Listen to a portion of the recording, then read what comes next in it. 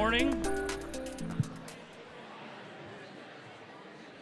Good morning. My name is John Lohman. I am the publisher of the weekly Corridor Business Journal. On behalf of my wife, Aspen, who is the co-owner, and our entire staff, it's my pleasure to welcome you to our second annual 90 Ideas in 90 Minutes event. We are so glad you're with us this morning. If you would like to join in on the conversation in social media, you're welcome to use the hashtag CBJ90and90. Again, that's CBJ90and90. As you can imagine, 90 ideas is a lot to squeeze in to 90 minutes, which is why prior to today's event, we asked each of the 9 speakers to give us their 10 best ideas. We then compiled these ideas into a special supplement, which all of you should have a copy of. This supplement will not be inserted in the Corridor Business Journal. The only way to get it is to be here today. However, if you would like to purchase additional copies, you can purchase them on your way out. So here's how the event works for those of you who haven't been here in the past. Each of the 9 presenters will have 5 minutes to share their ideas. They can use their 5 minutes to talk about all 10 ideas, or they can use those 5 minutes to just touch on a couple of them. If there's time at the end of each of their presentations, we will take one question from the audience. Otherwise, we ask that you please hold your questions till the end, and if we have time, we'll take questions at the very end. So, all of them have 5 minutes. If they go over 5 minutes, we're not going to take any questions for them. If they go 5 minutes or less, we'll take one question from the audience, and then hopefully we'll have time at the very end to take some more questions at the very end. Hope that makes sense. Okay, we're most pleased to have Delta Dental of Iowa as a major sponsor this morning. For more than 45 years, Delta Dental of Iowa has been the #1 choice for dental insurance for Iowa employers. Their local team, based here in Iowa, provides dental and vision insurance to keep your employees happy and healthy. For more information, visit deltadentalia.com, and please help me give them a round of applause.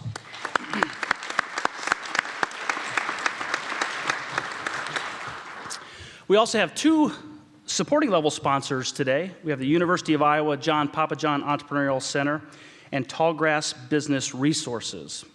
The University of Iowa's John Papajohn Entrepreneurial Center is committed to teaching and supporting innovation and entrepreneurial development, serving University of Iowa students, Iowa startups and businesses, the K-12 innovative youth. The Iowa JPEX programs support entrepreneurs of all ages and experience levels. And Tallgrass Business Resources is the 10-time winner of the CBJ's Best of the Corridor Award for office furnishings, having won every year since its inception, the award's inception. Tallgrass is the Corridor's only authorized steel case dealer, specializing in office furnishings, interior design services, office supplies, and imprinted items for your businesses.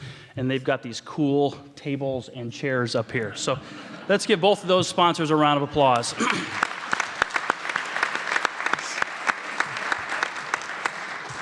And we're also very pleased to have Exceed Services Corporation as a sponsor this morning. Most of you probably know Joe, who handed out some of the programs on the way here this morning. And please help me give Exceed Services Corporation a round of applause.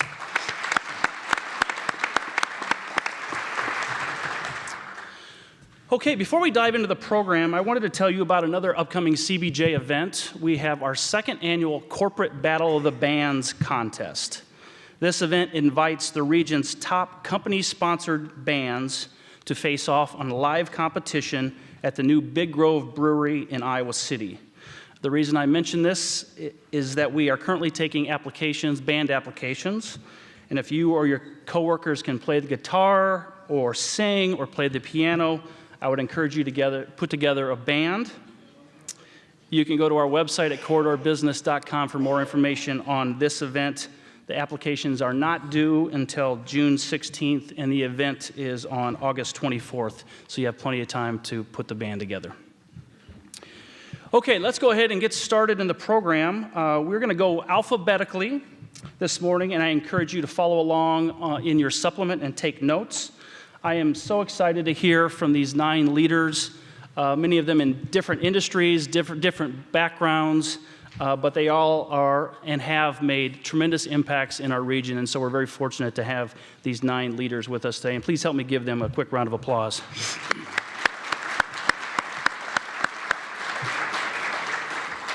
I'm not going to give long introductions on each of the speakers because you have their bios in your packets, and you probably know most of them anyway. And I would like to welcome our first speaker to the podium. We're fortunate to start today with Usha Balakrishnan, who is the founder and chair of Kartha and a realtor with Lepic Kreger. Please help me welcome Usha to the podium.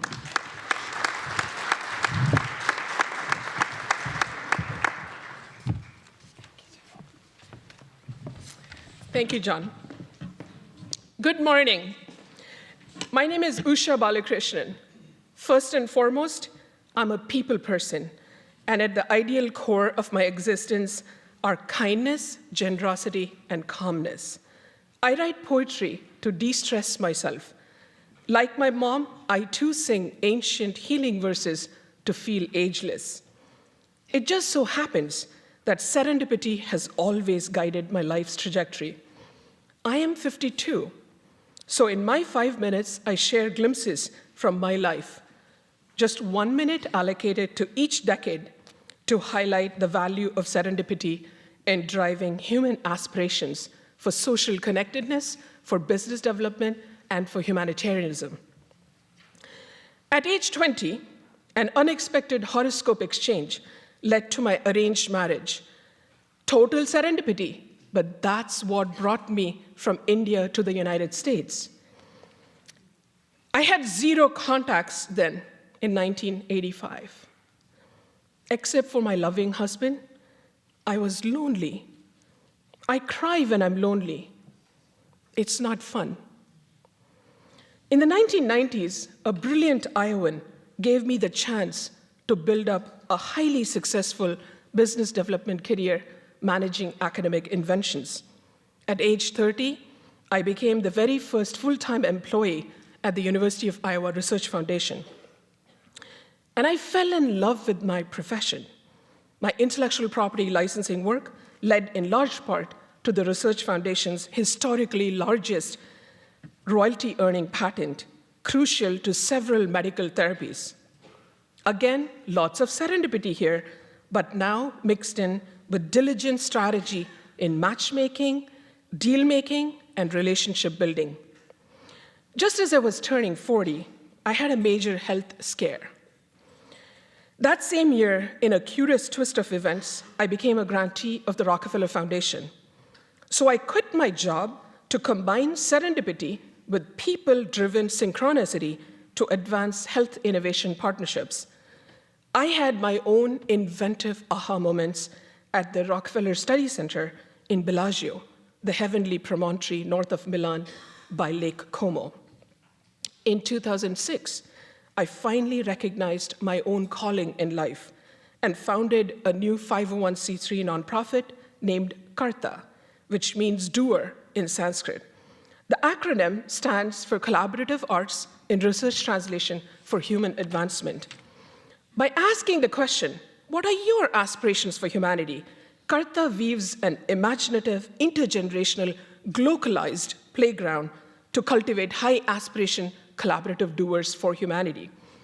With Kartha, serendipity is now my middle name.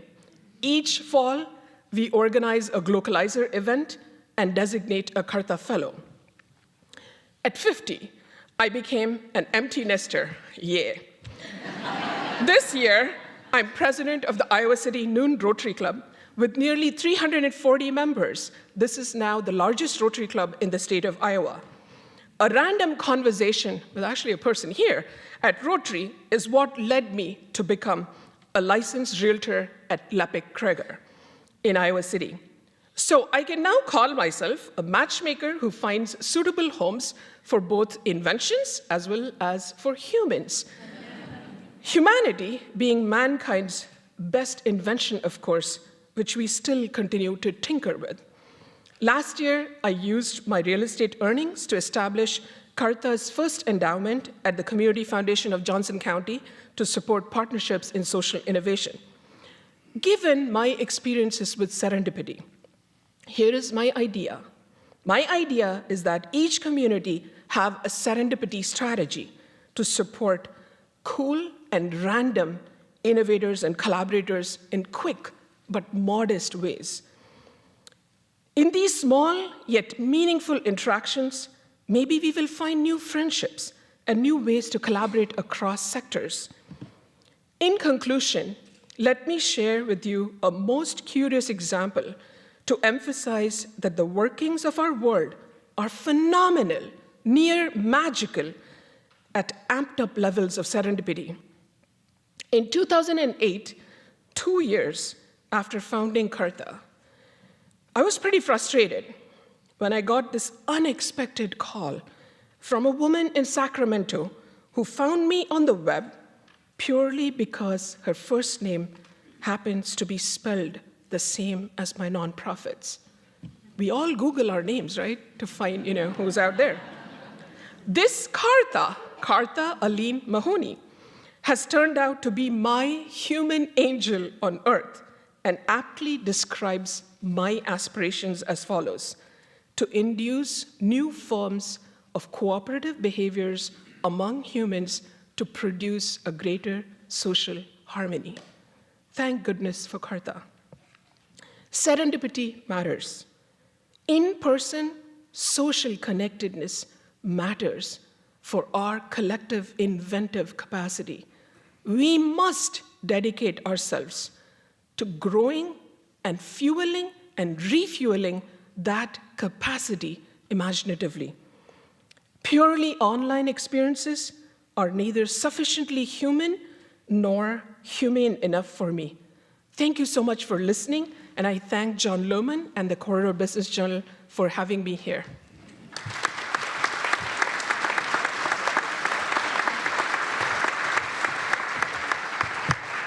Great job, Usha. We got time for one question for Usha. Does anybody want to start this morning?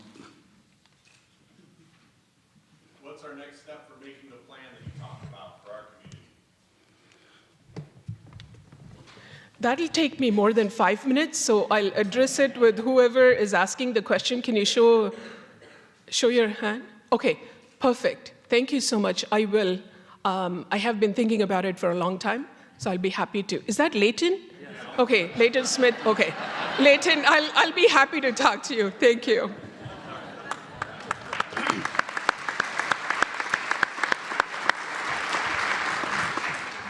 Too bad we only have 5 minutes. Okay, thank you, Usha. Moving right along, our next speaker is Barry Boyer.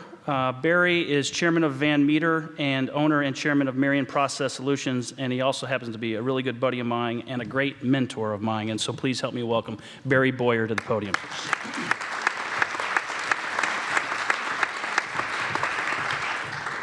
It's a real pleasure to be here, especially on this beautiful, bright Iowa morning, and I always get excited when I see so many friends at events like this. So when I think about the ideas that have really launched me through life, there are two that I have been particularly profound for me. Idea number 8 and idea number 1. So idea number 8, I call the 3 F's: failure, forgiveness, and feedback. All of us in this crowd, and I would suspect that all of us in life are aimed towards success. We get up every morning, we try to do the right things.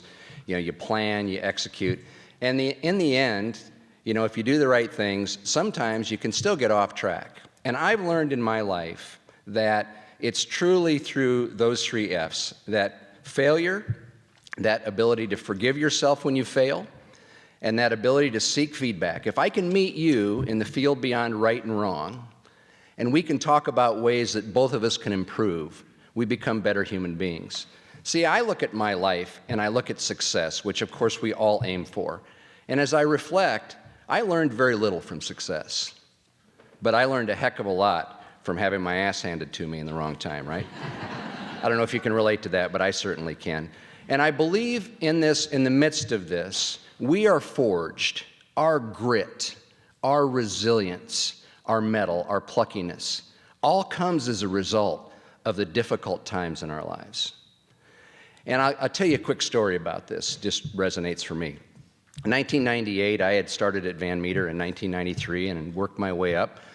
Decided that, second in command at the time, decided it was a good time to do a survey to see how our people felt about where they worked. And I was all excited about the result. I thought, man, we're going to do so well, it's going to be so good.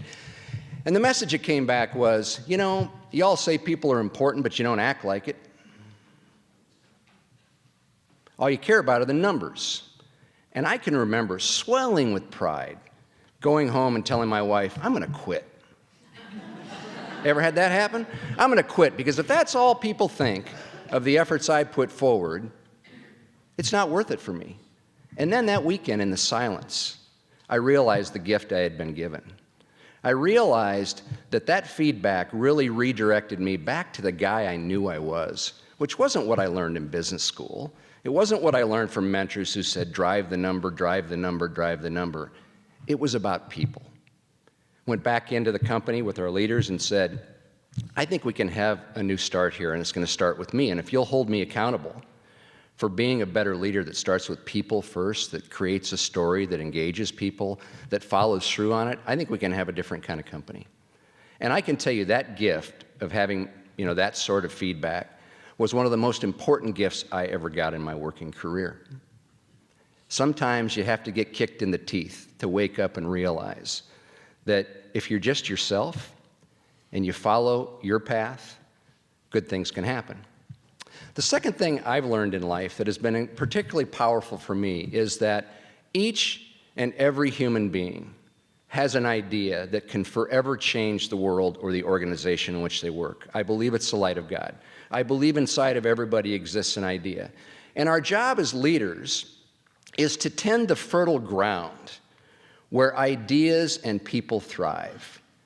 If you can create a picture that engages people in that narrative, right?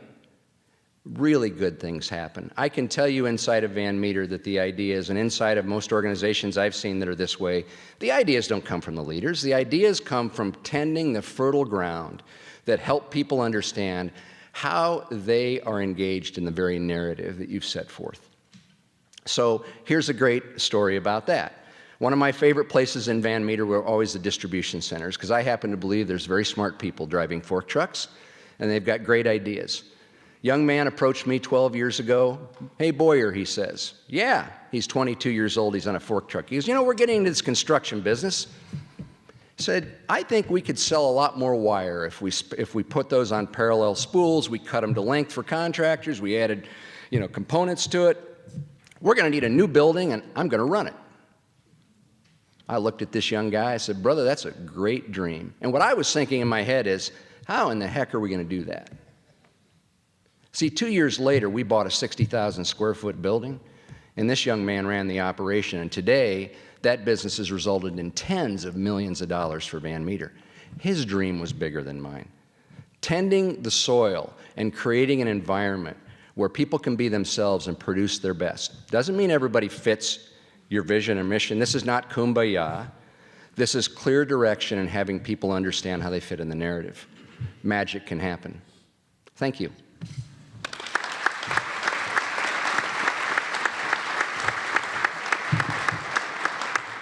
Okay, who's got a question for Barry Boyer? Anybody? I can't see very well. I have one. Yes. What did you do when they said that it was all about the numbers? What was when you wanted to switch it so it was more about the people and made that shift? Repeat that question too, would you? Thank you for that question. So the question is, what did you do to make that shift from the numbers to people? Well, first of all, I believe that people respond to a picture that allows them to be a part of the narrative. And, frankly, what we focused on was who we wanted to be and how people would interact in that market. We defined very simple, I would just say, principles by which we operated, and we engaged people in that journey. And in doing that, we stopped focusing on the numbers. And I will tell you this, as a percent of sales, when we really developed our vision at the time, which was to be our customers' competitive advantage, and then the 5 Ps underneath that, which were really focused on principles in running the business, giving, right? How people feel about where they work, right? How the customer and suppliers feel about us. we were able to create that magic. And I can tell you that when we shifted that focus, our return on sales quadrupled. Quadrupled when we stopped talking about numbers all the time. If you get up and talk about numbers all the time, it doesn't take very long for people to figure out that that's all you care about. At least this has been my experience. So others may have a different experience.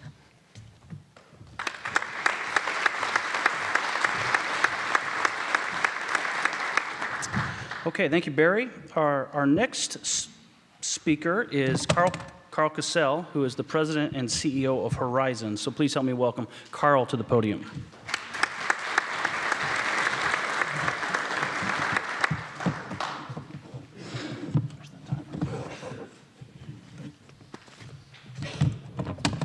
So again, well, I have it up here too. So thank you, John.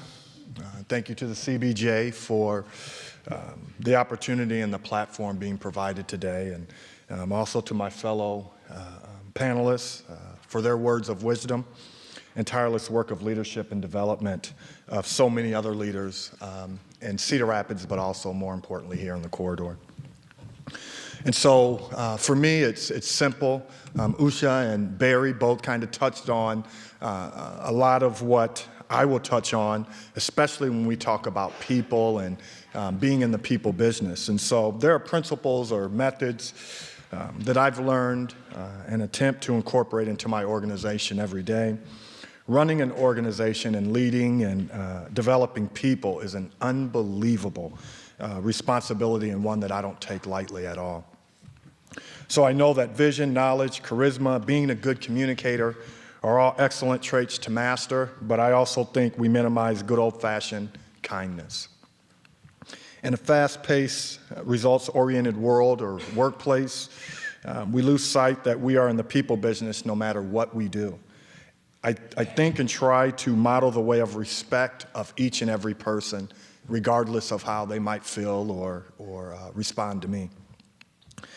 So anyone who's been around me knows that I'm a sports-themed guy, so I use a lot of sports analogies. I was good in track. I didn't really like it. Every other sport, I couldn't quite do it. I always say my body never caught up with my mind. So, but track was one of those. And so being in multiple sports growing up as a kid taught me a lot of valuable lessons, and more importantly, the value of teamwork and commitment and leadership. So I allow the lessons of the field to guide my actions. Similar to the way one of my favorite authors, Sun Tzu, explained military strategy in The Art of War, one of my favorite books. I try to balance my life between the spiritual and the physical because leadership is often a lonely feeling.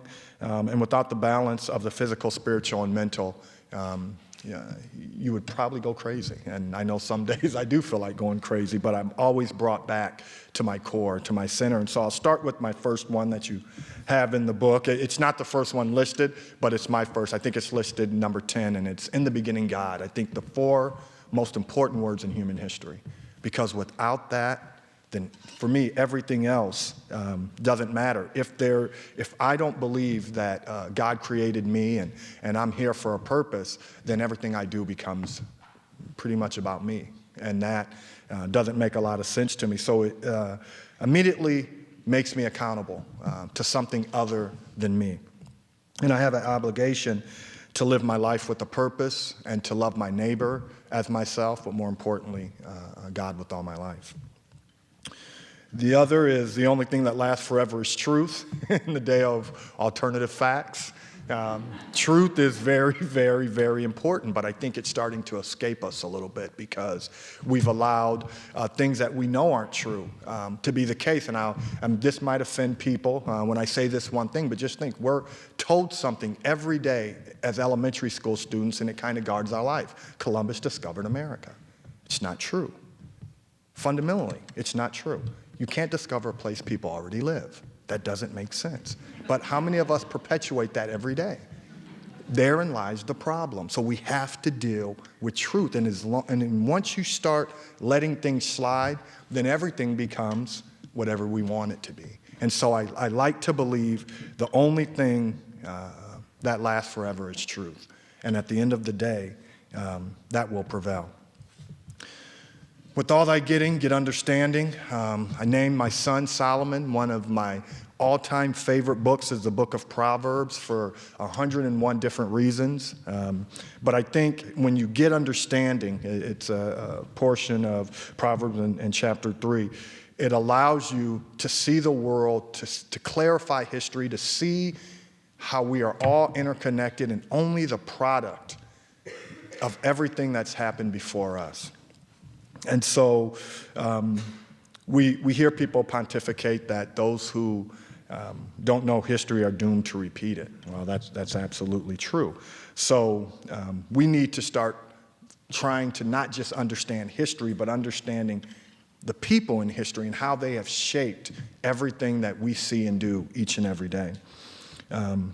Because the clock fell, I'm not sure exactly how long I have left. I can't remember where I started. But I'll get done pretty quickly. I want to go to the greatest leaders are the best servants. And obviously, as I started with in the beginning, God, the greatest servant that I ever saw was Jesus. He served. He didn't have to, but he did. And so I look at some of the other leaders that we marvel at. I'll use Barry, because I remember 5 or 6 years ago when we were meeting consistently, and I was so taken by his humble and servant spirit. I think we lose that in society. To be a great leader, you got to drive people. We exalt coaches, and we love the ones that yell and scream. Growing up, my mom's favorite coach was Bobby Knight. And I'm thinking, it's weird. Is that who we want to emulate? Now, results-oriented, yeah, he got things done. But there's still a way to treat people that I think we lose when we don't look to serve first and we're only looking to lead. It becomes about a power thing. And so I'll go to my last one, and that's always remain humble. I think humility is often, well, let me say this. Success has an intoxicating formula that changes most people. And I always use my wife and my kids to kind of bring me back whenever I start to feel, it's all about me. No, they're the reasons I'm where I am. They're the reasons I get up every single day and do what I do. And so it causes you to remain humble because you're saying, man, there are days you've hurt them or you haven't quite reached or done the things that they would have wanted you to do. And so it brings you back to, humility. If you don't practice humility, you lose the people that you're trying to lead. And so I believe no success belongs to any one person or group of people. Leaders know their success is often dependent on the actions of others. And so never let your mind make you believe that you did anything great all by yourself. None of us have, and none of us ever will. We are the product, again, the product of everyone that came before us. And so for me, that kind of guides what I do and how I lead. At times you do have to have difficult conversations. You do have to challenge people. But if they know you're operating from a sincere heart, I think you get more out of them. And so I'd like to believe that's why I've been able to do some of the things I've been able to accomplish alongside others in my organization and the other ones that I've led, and look to do that in the future. So again, thank you, John, and thank you all for being here today.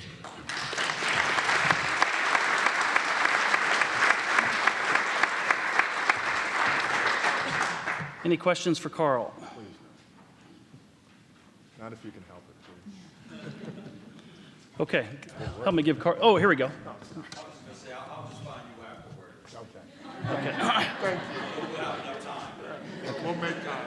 Thank you, sir. Help me give Karl another round of applause.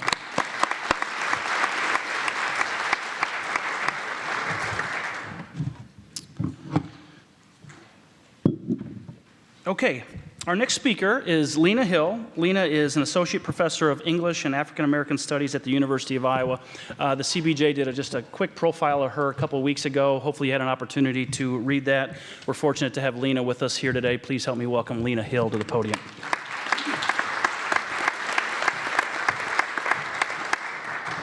Well, good morning, and thank you so much for being here. I want to thank John for inviting me. It is a pleasure and really an honor to share this stage with my fellow panelists. And I think at any event like this, you're going to hear certain themes repeated, and I think that's a good thing. So I'm not going to shy away from that. But I will admit, when I first received the invitation, I wondered whether I would have anything to say that would be relevant. As a professor who inhabits the classroom and an administrative office at the University of Iowa, I had to think about whether my experiences would be useful to this audience. But as I thought about the dual role that I occupy in the academy, I concluded that my work with students and faculty and staff really is fertile ground for thinking about how we nurture effective leaders. So I want to spend my time this morning really thinking about that issue of developing effective leaders. And I want to label this notion of effective leadership as striving to be leader teachers. Now, I'm an English professor, so it's natural that we're always looking to dress up an old notion with a new term, so I'm going to do that. But I also began thinking about the idea of being a leader teacher, I think because I'm a PK, a preacher's kid. So I know you might fear that you're headed to church this morning, but my father just retired from 30 years of pastoral work, and this past weekend we celebrated his ministry in Atlanta. And one thing that people kept repeating was that he was a preacher teacher. And I thought about, why are people so anxious to label his work as preaching and teaching? And I think it's because we wanted to distance what he has done from the sort of stereotypical idea of a religious leader who exhorts and proclaims, rather than encourages thought and reflection. I subscribe to the notion of a leader-teacher for similar reasons. No matter the enterprise, I think all of us strive to be leaders who really urge others to follow us, not because we coerce them or we force them, but we explain and show in such a way that others want to support and choose to support our ideas. So for my 5 minutes, and as an educator, and I think especially as an English professor, 5 minutes to say something is cruel and unusual punishment. But for the 5 minutes that I have, I'd like to begin to answer the question of how we might all become effective leader teachers. And the first thing, and this sort of I think echoes one of the points Barry made, is that we want to be ourselves. And this isn't so that people will like us or that we are somehow being friendly, but that as we share the body of knowledge that we know best, we have to convince others that we're authentic in our mastery of it. And when we demonstrate comfort within our area of expertise, we actually give ourselves license to explain our ideas in a way that makes people understand what sort of undergirds the decisions that we make. Ironically, doing this, being ourselves, also allows us to be more open to other ideas. And this is, it sometimes doesn't make sense, but we're often most resistant to thinking in other ways when we operate from a position of personal insecurity. So that's the first thing, I think. Secondly, we not only want to be ourselves, but we want to encourage those in our organization to be themselves. And I think this is the crucial part of this, not only encouraging them to be themselves, but then valuing the difference that we encounter as a result of encouraging folks to be themselves. It's one thing to say, be yourself. It's another thing to actually show that we value that. As a classroom instructor, I see this truth every semester. I bring a certain knowledge of a body of material to a new group of students every year. And even though I'm presenting material that I know very well, the different experiences, the different backgrounds that my students bring to bear on that material allows us always to have a new conversation, for them to present new ideas. But I have to, as the expert in the room, be actually open to those new ideas. And that's when I think the magic of the educational enterprise happens. And I'm very thoughtful of it as we are in the last week of the semester, as I meet with students and tell them, I really want to know what you have to say. This acceptance of diverse views and ideas allows me to cultivate openness in them. And I think this is crucial when we think about embracing diversity. And it's become a buzzword, but what it really means is that we demonstrate an appreciation of difference that allows new ideas to thrive, and that we show grace to others in the process. When I talk about grace, I'm not talking about elegantly interacting with other people, but rather giving people space to get comfortable with our difference or with the difference in others that others manifest in our organization. So that whether someone is struggling to make sense of your different ethnicity or your different race or gender or age, that you allow for a little fumbling. Because the truth of the matter is, working with diverse people can be challenging, but if we demonize others for their well-intentioned yet awkward adjustments, we make it more difficult to be successful in a diverse enterprise. I think it's a privilege to be able to serve as a leader, to work as a leader, and to teach along the way. And it's a powerful job that many of us do, and I'm very thankful for it. Thank you for your time.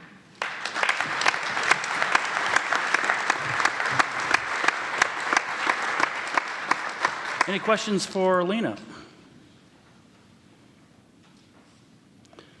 We're a little sheepish group here this morning, so okay, we'll hold Just like my students. Okay. Help me give Lena another round of applause.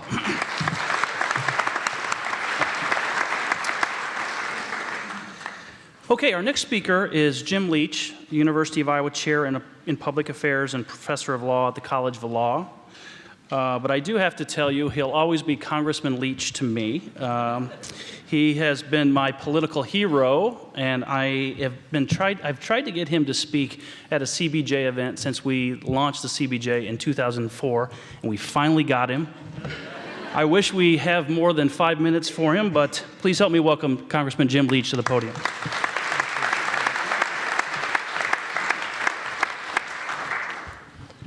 Well, I won't say anything against the press. Anyway, my topic is 10 ways to right the ship of state. And I want to just stress that this country is in a crisis situation on issues and on attitudes. And I'm going to address attitudes more than issues. And I'd like to begin with what I think every citizen ought to be telling every candidate for public office. And that is that people in public life have to take an oath. And that oath is to the Constitution. It's not to a political party. And I stress this because we are entering an era in which political divisions have never been greater with less reason. That is, you can argue that in the 1850s, issues were phenomenally greater, but they had a real purpose. And when you talk about the basis of America, it's all men are created equal. And by men, it took a while to recognize that the definition of man included woman too. But if all men are equal, it means that all people deserve to have their views respectfully considered. And that means by Republicans and by Democrats, whoever is in office. Dwight David Eisenhower gave a great warning when he left office, and it was about a military-industrial complex. I personally think that might have been a little bit exaggerated, but not exaggerated is a problem today, what I call a corporate ideological complex. And the way it works is that ideologues and corporations use politicians as pawns. And politicians use corporations and ideologues as enablers of personal ambition. And this is a reinforcing set of mutual vested interest. And it leads to a lot of problems, one of which is that the common good gets left behind, and also the concept of civility gets downgraded.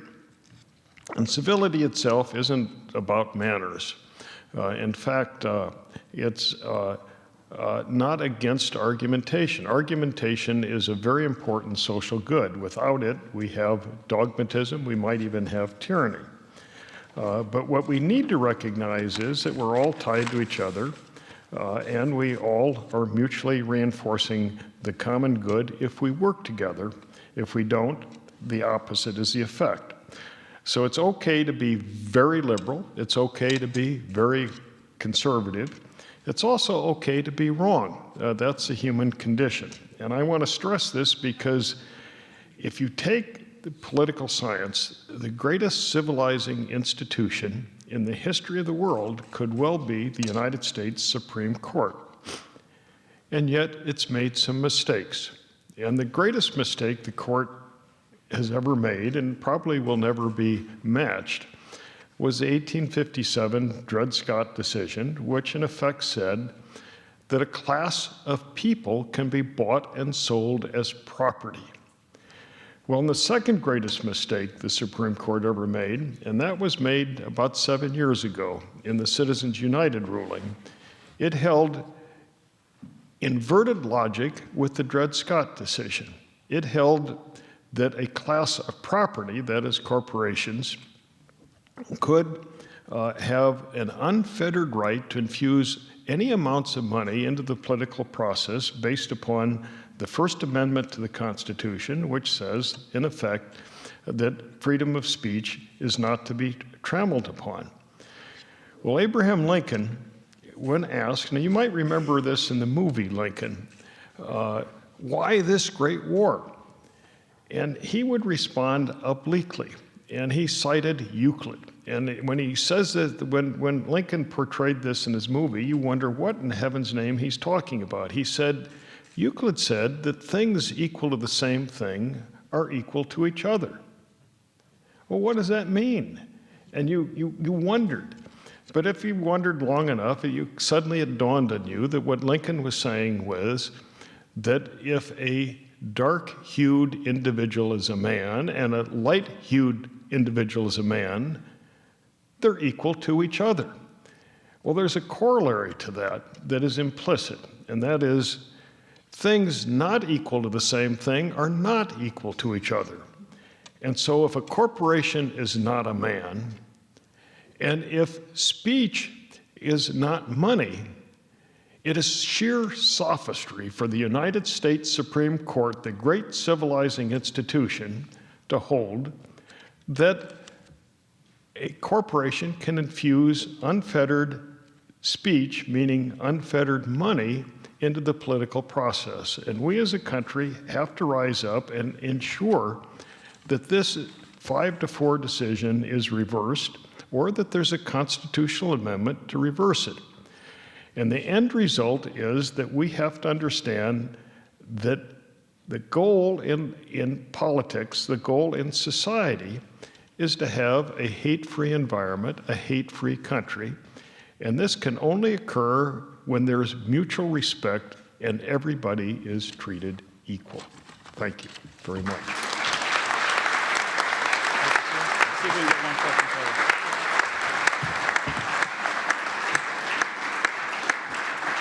Any questions for Jim? Okay, maybe we'll skip the questions until after the program's over with. So thank you, Jim.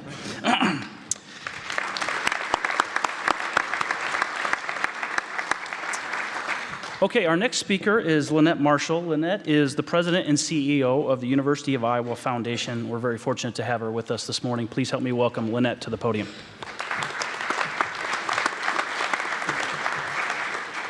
I've never been so tempted to cede my time. Thank you, Jim. And to all of the other panelists, what an inspiring way to begin a morning like this. I'm going to select more than just a couple of the ideas that I shared that are in your program today.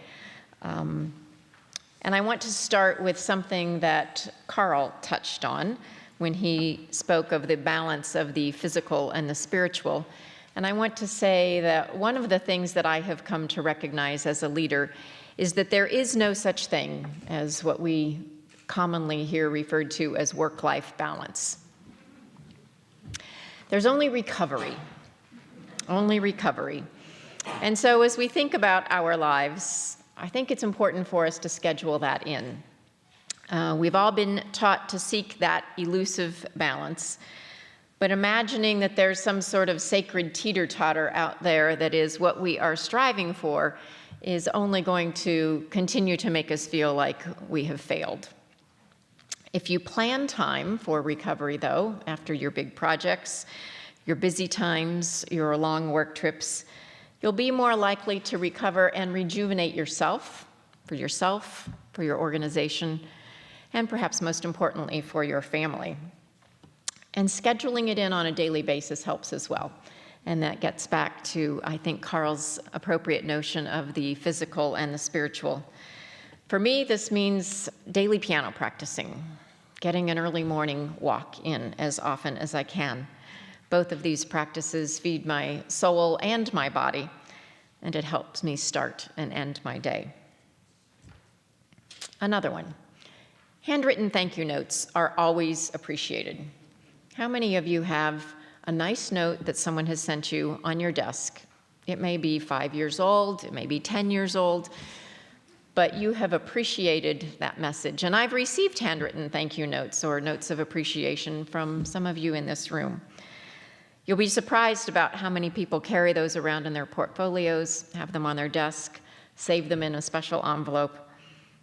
The moment that it takes you to write that note of appreciation or encouragement when someone's ill, taking the moment to do that matters to people, and they care. Another one is that you can learn something from everyone, perhaps especially your bad bosses or teachers. It gets me back to, I think, what Barry said in terms of failure and forgiveness and feedback. Sometimes that's affirmative feedback that we need to hear, and sometimes you're just in a tough situation, and it's important to take the moment to learn from that as well. And I think I'll leave it at that. Input determines output. Whether this relates to music lessons, to athletic achievement or competition, public speaking preparation, or the amount of thought and work you put into something, it's directly proportional to what you will get out of it. I think we all know this, and yet once in a while we forget that we have to prepare for those things that are most important to us. My childhood piano teacher used to say 3 times slow, 3 times medium, and 3 times fast. And it's kind of remarkable how that takes you through your life if you think about the work that you have to do. Travel and interaction with people from other cultures will teach you more than any book or even semester-long course, unless it's Lena's course.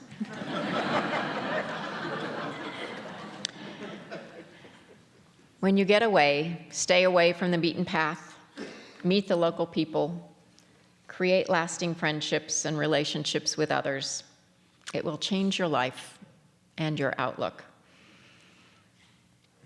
I was talking with Jan just this morning, and I said, and I'm a huge fan of taking kids out of school to do those trips, especially when they're young.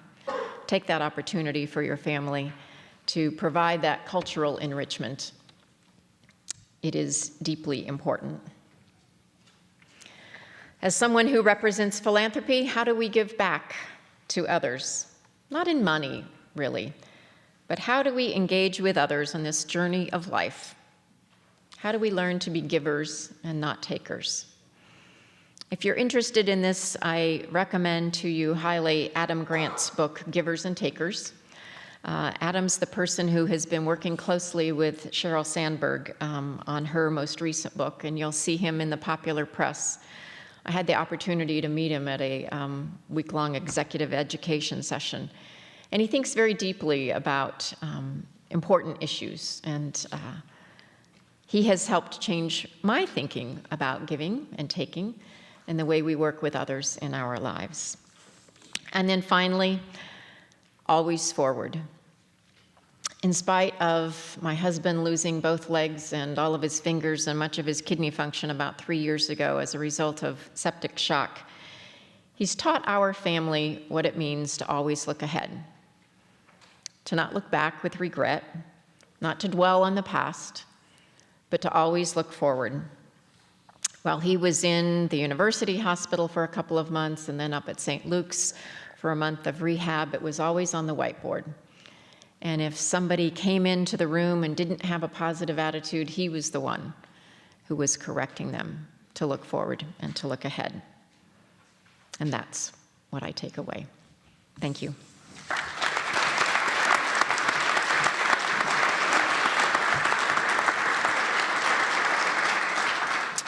Okay, thank you, Lynette. I would now like to welcome Kate Minette to the podium. Kate is the retired general manager and senior vice president of assessment scoring at Pearson. Kate has been a friend of mine and a go-to panel moderator for the Corridor Business Journal for many years.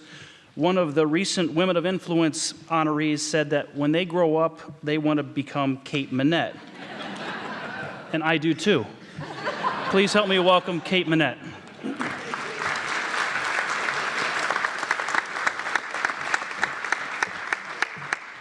Oh, John, I don't know that that's possible. You know, this is the point in time in the program. First of all, this is as much fun from the stage as it is out there. I hope it's fun for you out there. But this is the point in time in the program where you really wish your name started with an A. Because you believe that all the possible ideas and thoughts have been put out there, and I don't know about the rest of you, the other two of you, but I've changed what I'm going to say 3 times already.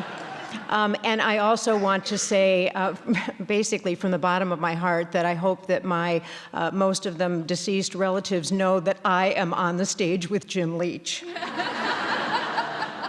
Because it would fundamentally change who they thought I was going to be as a little girl and who I am as an adult, because in fact, you are an icon in my family.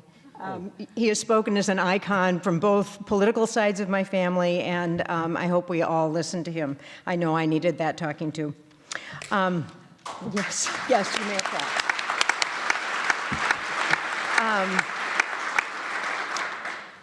clap.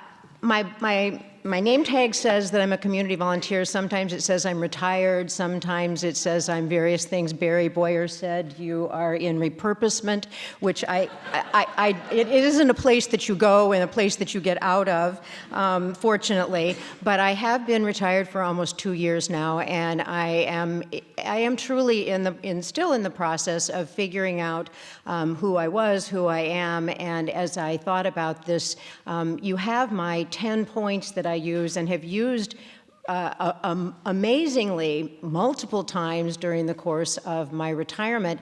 I created those 10 points about how to be a good leader, and I've used them since my retirement probably 15 to 20 times in course lectures. I've used them in chamber events, and they've become sort of a lecture that I give, and it's different every time, and it allows me to think about and talk about leadership and the ways that we enact leadership, and that creates interesting discussion. And I hope you will use them as you need and as they apply to your world or your leadership activities. For those of you who are middle managers, they apply. For those of you who are young CEOs or current CEOs of your businesses or owners of your businesses, I hope that they apply to you. But when I started to think about this a little bit more deeply, I thought, you know, there's another side of this whole story of leadership that's really a different twist, and it's something that I really didn't think about very much or very deeply while I was working. But it's not just a matter of how to be a great leader, but there's another side of it, and that is how it feels to be the leader. And it's really a twist that I hadn't thought of while I was working, because every day I got up and I drove the distance to work, which is about 30 miles from me, and I thought about what I needed to do, but I didn't ever think about how it felt to be that leader, because it's a very different role. And I'll give you an example. I'll tell you a brief story. And this goes back about 18 or 20 years. And I was at a meeting in Minneapolis, and all 5 of the divisions that were then my organization, which was then NCS, all 5 divisions had had just a really tremendous year. And our CEO at that time, a guy named Russ Gulati, gathered the leaders of each of the businesses in the room, and all 5 divisions had had a really tremendous year. And he looked around the room and he said, "Congratulations, you did well. It was just really a tremendous year." And he gave us that, and in a nanosecond, he turned it around and said, "Okay, now what are you going to do next year?" And it was almost startling. We had no time to celebrate. We had no time to feel good about what we had done. And we were on to the next year, about which he was very, very worried and very concerned. And he had a right to be, because some of the signals were not very good. And at the time, we all left the room sort of muttering. We weren't very happy with him. He was not always a warm and fuzzy guy. And at that moment, we were actually kind of mad and felt sort of, I think, sort of depleted in a way that we probably didn't feel good about where we were going for the next year. And so that never resonated with me really until much later, when I realized that here was the guy that had responsibility to stockholders, to employees, probably to some extent in his mind, to those of us in the room. And I didn't really think about what it meant to be that leader at that level, probably until years later, when all of a sudden I realized I had a level of that type of responsibility, and it was really important. The buck actually stopped with that guy at that point in time, and he didn't have time to take care of us and our needs. The buck stopped with him. He had to really take care of what was going to go on in that organization going forward. And so, as I've thought about this a little bit more, when you are that ultimate leader, you have moments of exhilaration and excitement, but you have great moments of isolation and responsibility, and actually probably some real pain and nights awake, and some great heartburn. You don't ever get to be the cool person in the room. You don't ever get to be the party planner. You don't ever get to be the one who's sort of in on the team. You have to be the one, you have to be the parent in the room. And that's not always easy. And I don't think anyone in a leadership role feels like they have someone taking care of them. They're the person who has to take care of the team. And I don't know that I thought about that as I was doing it, but I think about it now, and I think about the leaders that I talk with, and the leaders that I listen to, and the leaders that I consult with or counsel, and I think those are very lonely roles. And I'm not talking about this with all of you to be sort of a Debbie Downer, if you will, but I'm talking about it with you today so that you understand that there are others that are in your positions. You have to create your, if you will, your cohort or your group, but it's often outside of the organization where you work. It's outside of the team that you usually identify with, which is usually internal. Because if you're the leader, you have to do some really difficult things. You have to have some very difficult conversations with people. You have to decide on things like downsizing. You have to tell people that sometimes their careers are over. Sometimes their careers are not going to progress in the manner in which they thought they were going to. And you have to do this, and you have to make decisions to do that without anybody else's input. And it gets very painful, and it can get very lonely. So I'm up here sort of, if you will, empathizing with a leader who everyone thinks is in a great position. They have the corner office, if indeed you're in one of those organizations that still has offices. They have some of the, if you will, the perks of the organization that others don't, and that is very true. I will tell you another brief story. I still miss the guy at the airport that meets me with a sign that says, "Mrs. Minette." I still miss the nice little fruit basket that comes with the hotel room. My husband makes me schlep my own bag. And I still have to sometimes grab that last little cookie at the desk, at the check-in desk. But truly, it can be a very lonely position. So understand that if you are leading an organization, you have to do some self-care. I think Lynette posed it very well when she talked about some of the things you have to do to take care of yourself. You have to also, as the leader, you have to give away credit for some of your best ideas, because the best ideas you have to give to the team. They aren't your ideas any longer. If you're a great leader, you give away the ideas. You give away those best ideas. And you also have to admit, whether you want to or not, that you're not always the smartest person in the room. You're not always the most creative person in the room. If you're a really great leader, you're giving away the creative ideas, you're giving away the best ideas. And if you're really a great leader, and this is really the sad part, your really great people are going to leave you. Because if you're a really great leader, you're getting those really great people ready to go away and assume other jobs that are probably just like yours. And that's what you want them to do, and you're going to cheer them on as a tear drips out of the corner of your eye. But the truth of the matter is, that's what you're there to do. You're there to make other really great people into great leaders just like you. So that's the tough part of it. And the other part is that you don't have a lot of people telling you that you're really great if you're a really great leader.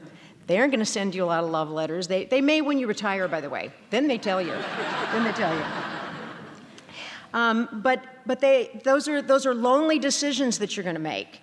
So listen to what Lynette said, because that self-care is incredibly important, because it can be a very lonely decision. We don't talk about, and we don't seem to write a lot of books about how it feels to be the leader and the importance of taking care of yourself as a leader. It's a really important place to be. And just to tell you about that, just to tell you another story about leadership.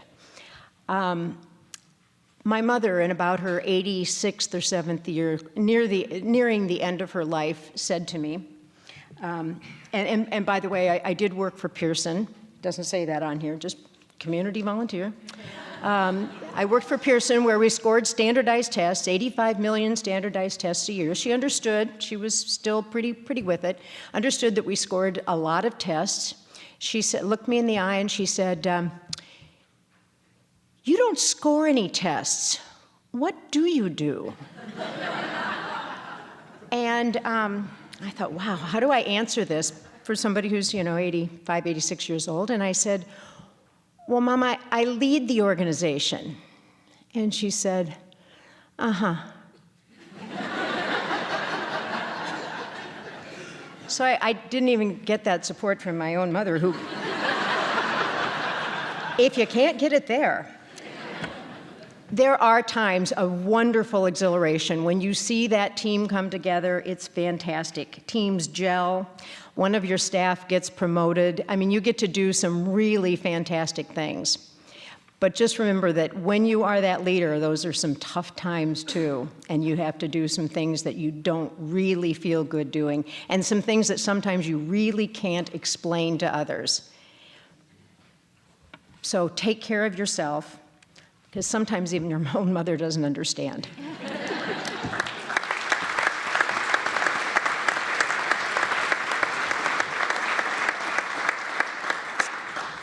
Thank you, Kate. Our next speaker is Jeff Russell, President and CEO of Delta Dental of Iowa. Jeff is originally from Cedar Rapids, but lives in the Des Moines area, and he has been on several of the CBJ panels, particularly our healthcare summit, for many, many years, and so we're very fortunate to have Jeff come over today. So help me welcome Jeff Russell to the podium.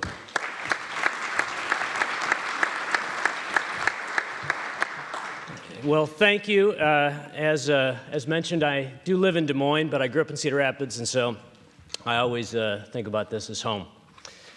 So it has been said that no battle plan survives first contact with the enemy. And I think that's true in business as well. Your competitors are pretty smart, and they'd like to win too. So I've come to believe that a plan A rarely works. And so the key to success then is a plan B. And let me tell you a little story about that. So my wife Lisa and I bought a 1919 Craftsman bungalow in Des Moines about 18 years ago. It was a beautiful old house, had great bones, but it also had a purple bathroom with 40-watt bulbs And my wife wasn't really excited about this. So we decided we were going to change our bathroom. So we went out, and we picked up the fixtures and the tile, we did the layout, we knew exactly what was going to happen. And I had done this remodeling work before, I really enjoyed it. And so I tore into the walls, and I pulled down all the plaster and lath.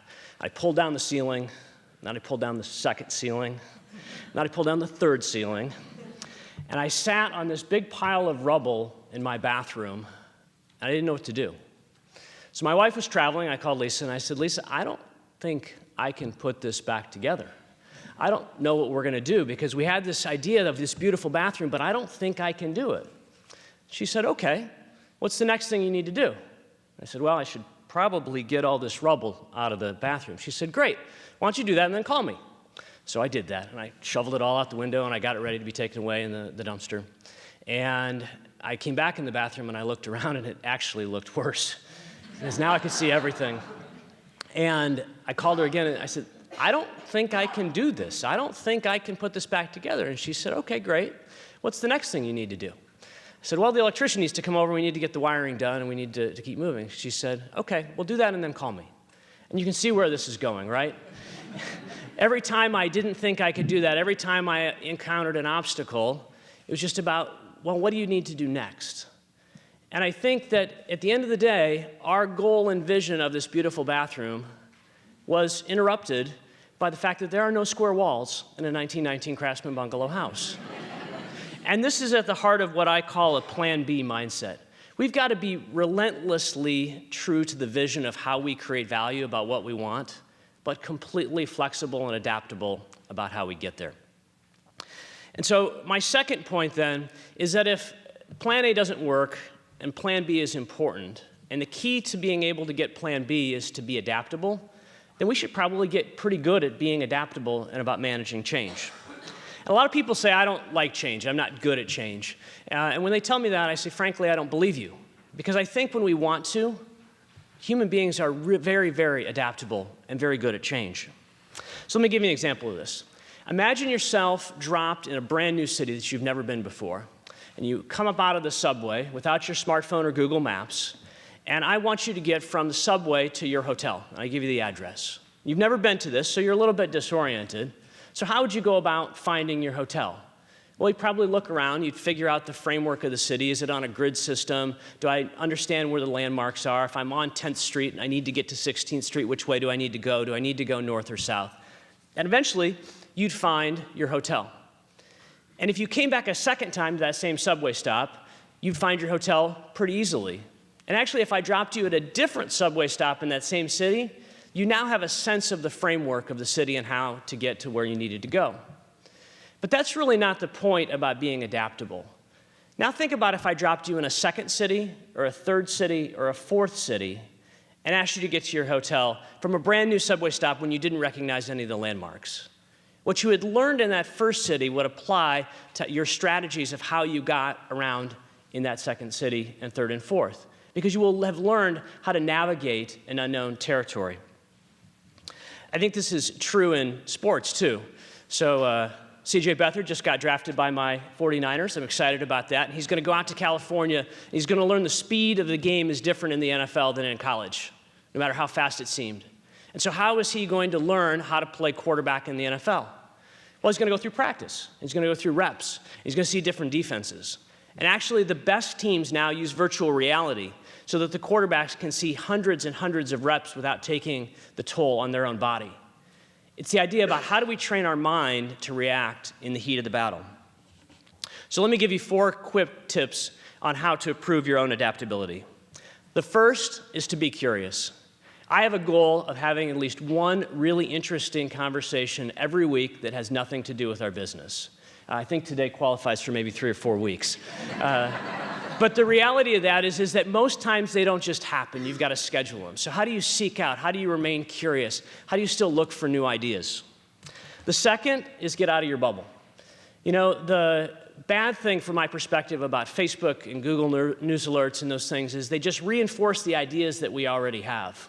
The value of sort of the old school newspaper is that you might actually flip through and read about something that you weren't interested in and learn something from it. So how do we do that in today's world? Pick up a magazine from the newsstand that you wouldn't ordinarily read. Pick up a book by an author that you might not have heard of. Be able to look at a different website. Go to a different part of town and have lunch. Get out of your bubble and be able to explore and think about how other people live and what other people experience change. The third is think Reese's peanut butter cups. Do you remember that old ad where they're walking down the street and your chocolate's in my peanut butter and my peanut butter's in your chocolate? The reality is that most ideas don't just come from a lone genius. Most ideas are a combination of something and they're built on top of other ideas. How do you combine things to be able to create new and better? And lastly, ban the devil's advocate. I'm a pretty big fan that we should retire the devil's advocate, because really, by the way, that's just code for, hey, let me trash your idea and take no accountability of it because I'm just playing the devil's advocate. You know, the reality is that all of us can be a skeptic, but it's harder to say, not say why we can't, but how could we? And be able to build on that. Not every idea is good, but how can we build on that rather than just tear those things down? So if plan A rarely works, I think it's important to be able to have this plan B mindset. And if adaptability is key to creating a good plan B, or C, or D, or E, then it's probably worth our time to practice adapting to change every day. Thanks so much.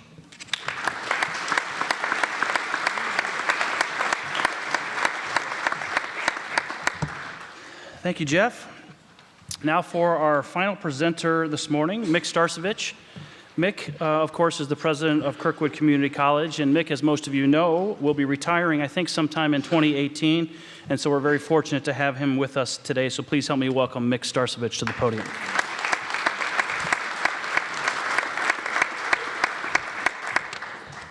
Well, I know one question that everybody in the audience wants to know. John, which one of the chairs is the most comfortable? Yeah, that was pretty good. You know, as you get into the last part of your career, and like John said, I'm retiring in June of 18, I get very philosophical. And you start wondering, you know, what kind of job have I done? And what has formed those thoughts in my mind? And so I start looking at, this was a great exercise, by the way, because I've never really written down exactly what some of the theories that I operate by, but what's been put in my mind, what's in my heart, and then I've taken my head and my heart, and what actions have I done with my hands? And that's what's most important. I got a little validation yesterday, well, this morning early, about 6:30. We have a search consultant on campus, in Iowa City campus, and they're doing open forums about what the college community wants in the new me. And he said, well, I just need to let you know that everybody's been very, very satisfied with your leadership. Okay, that's nice to hear, but again, like what they've said, it's not about me. It's about all of the people that we have at Kirkwood that really make the difference, and all of the previous places I've been. So I started thinking about what has formed the way I lead. And so I go way back, and I'm just going to tell you a little story. I go way back to when I grew up in Cedar Falls. My dad was a math teacher for many years and a coach, but before that, he was on Saipan. He was machine gunned on Saipan. He was blown up in a foxhole in Iwo Jima the day after they raised the flag. But I never knew any of those experiences. He never complained, 24 different surgeries. So that starts to form in your mind, you know, what am I going to be when I grow up? Am I going to be that strong when something goes wrong that I'm going to be able to react and not be a crybaby, so to speak? And so I started, the first time I heard about it is my son, when he was in 8th grade, he wanted to do a story about my dad. And my dad had never talked about it. So I'm 35, almost 40, and I've never heard any stories of any of that. And so we got my dad on the line, and I started taking notes on the computer, and my son started talking. Well, after that, he started opening up. And you can just see the turmoil that he went through. And so as you look at that, then I went from there. I was bullied in my neighborhood by some kids that were about 5 years older than me. And it was because maybe of my dad. He was very strict in the classroom. He taught math. In fact, I have a little of his OCD. So the desks are lined up. For the left front corner of the desk, he had an X on the floor. And when the students left, by golly, you better have that desk right on that dot. And so I have a little of that with my math background too. And then as growing up, we were in an all-white community, so didn't have much chance to interact or have any diversity of much of any kind. So that starts forming in your mind too. And then I met my wife in our first math class in college. She was a math teacher, I'm a math teacher. And then we had our first child when we were 30. And this really formed a way that I think about a lot of things.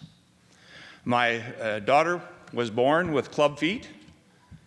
So that was in the morning at 6 a.m. By 3 o'clock in the afternoon, she had 2 casts on her legs, which were going to be changed for every week for the first year, and then surgery when she was 1.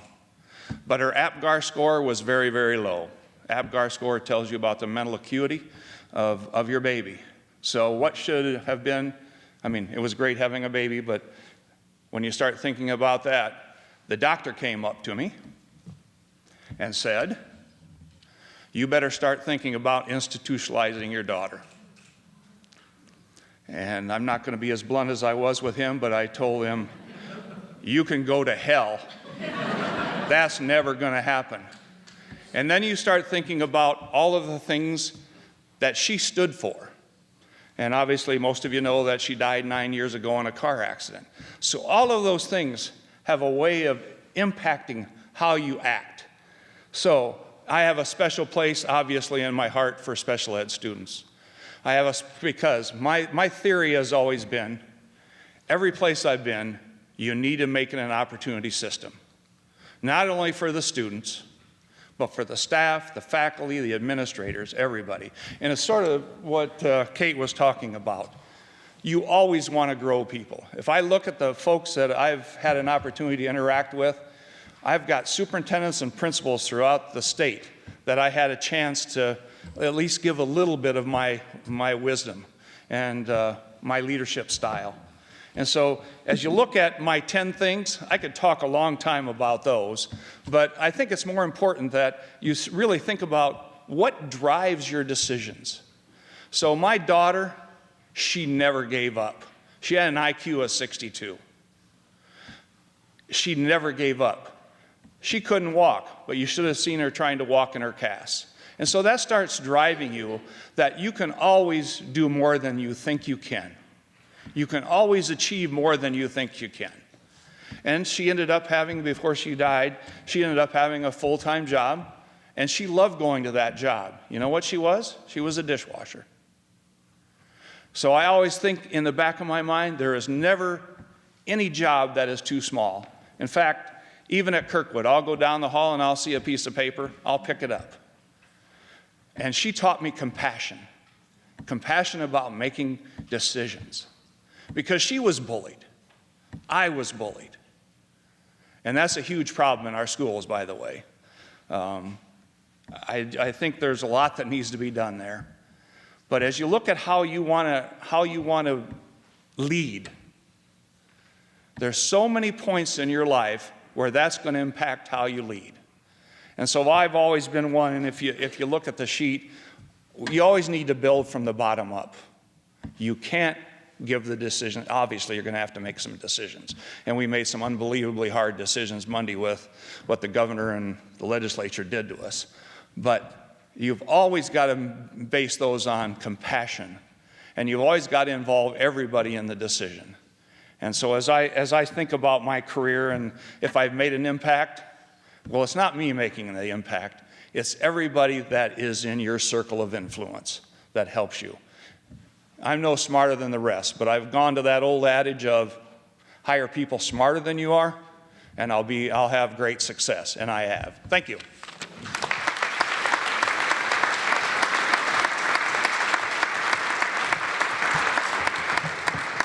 Okay, great job, Mick. Okay, we've got time for some questions, and welcome to open it up to anybody. And if we don't have any questions, yes, ma'am.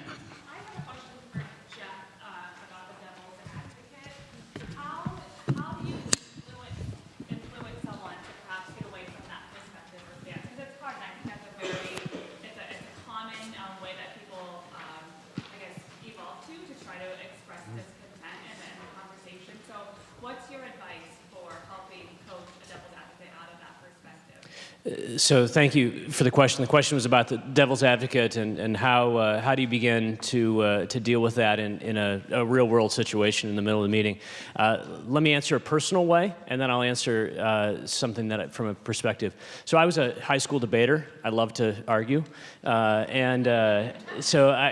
so, you know, early in my career, I thought it was important to make sure that everybody knew why something might not work, to be the skeptic in the room. And I had some help from an executive coach that said, you know, you're really not helping.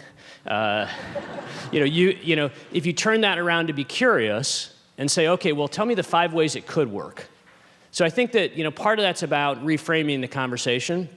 Because not every idea is good. I mean, that's the first piece of that, which is, okay, so some ideas aren't going to work.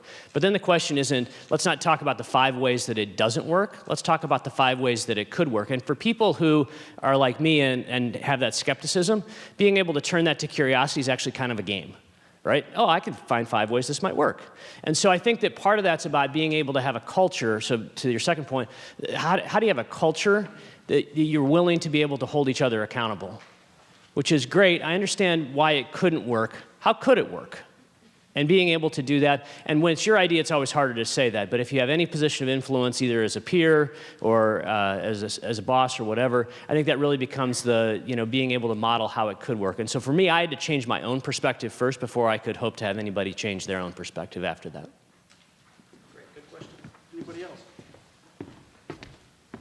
Yes, Jan. I would like to ask Congressman Leach, what do you think the probabilities are to introduce an amendment? How do you feel the culture is in D.C. in embracing that? And what can we as citizens do to maybe move that needle?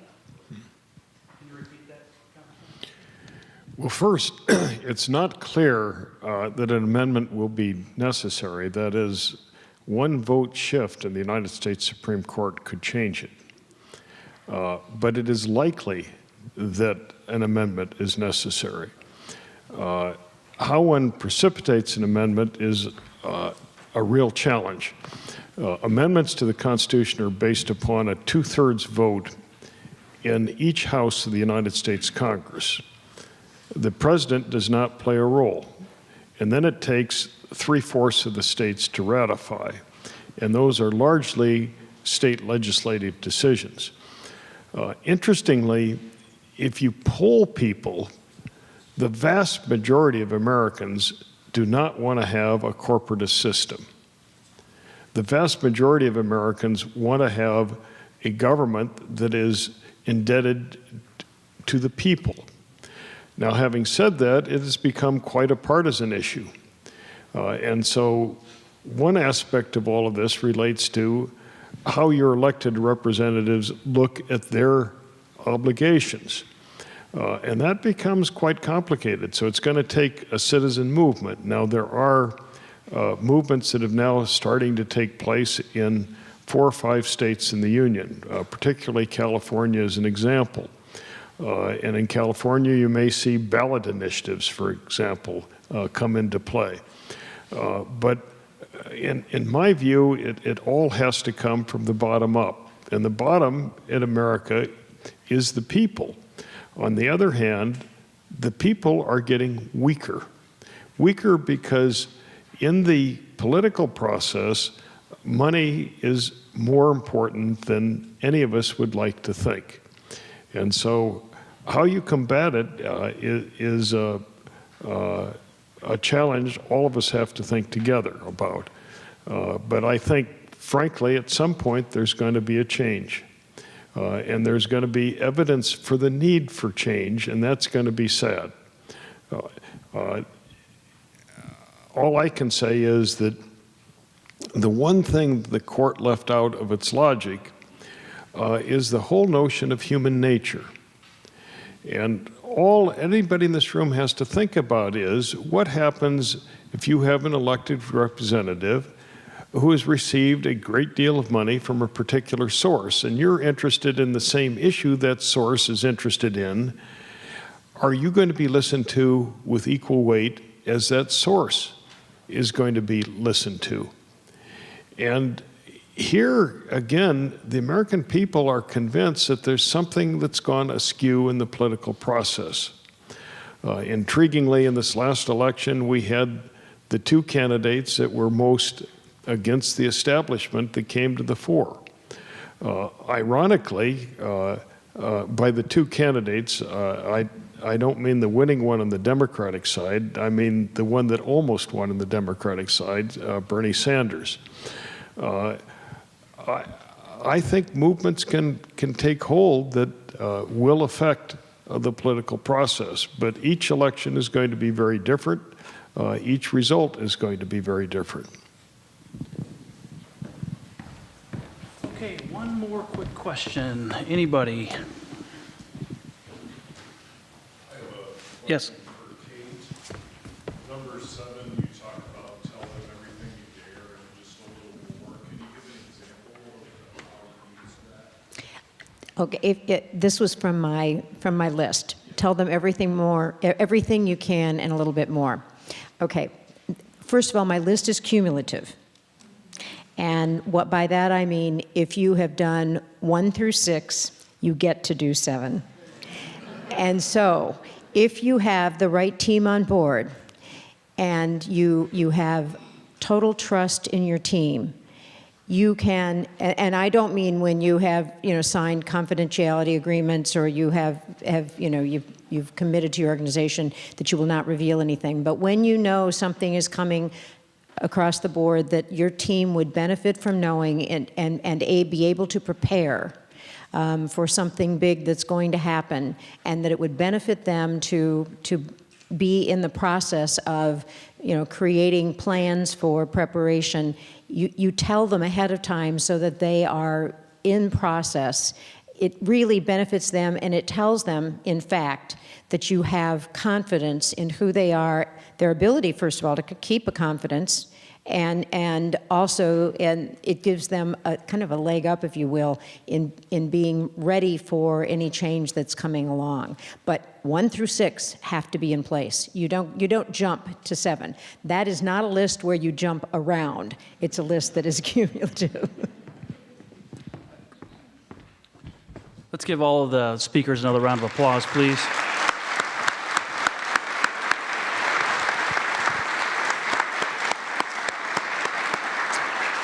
Okay, just a couple minutes left here. I would like to thank our sponsors once more, Delta Dental of Iowa, the University of Iowa's John Papajohn Entrepreneurial Center, Tallgrass Business Resources, and Exceed Services Corporation. Help me give them a round of applause, please.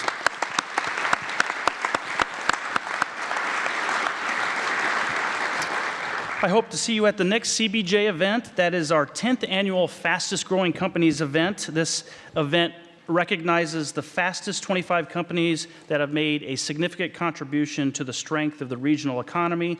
That event will be held on June 7th at the hotel at Kirkwood Center. And then after that is a new event for the CBJ. We are hosting a mid-year economic review event. This is very similar to our economic forecast luncheon that some of you might be familiar with that we host each January. We'll have an economist coming in, and then we have a panel of regional business leaders talking about where they see the economy headed. The chief economist from RSM is coming in to speak, and then the panel is moderated by Jack Evans, again from the Hall Perrine Foundation. We've got a rock star panel of business owners and CEOs, Ray Brown from the ESCO Group, Patrice Carroll from IMON Communication, Hugh Eckberg, the Chief Operating Officer from CRST, Sean Meany, the CEO of J.M. Swank, and Jim Lee from Shive Hattery. So that event is on June 28th at the Coralville Marriott, so put that on your calendar if you'd like, and you can go to our website at corridorbusiness.com for information on all of our events. So Thank you so much for coming out this morning, and keep reading the weekly Corridor Business Journal. We are adjourned. Thank you.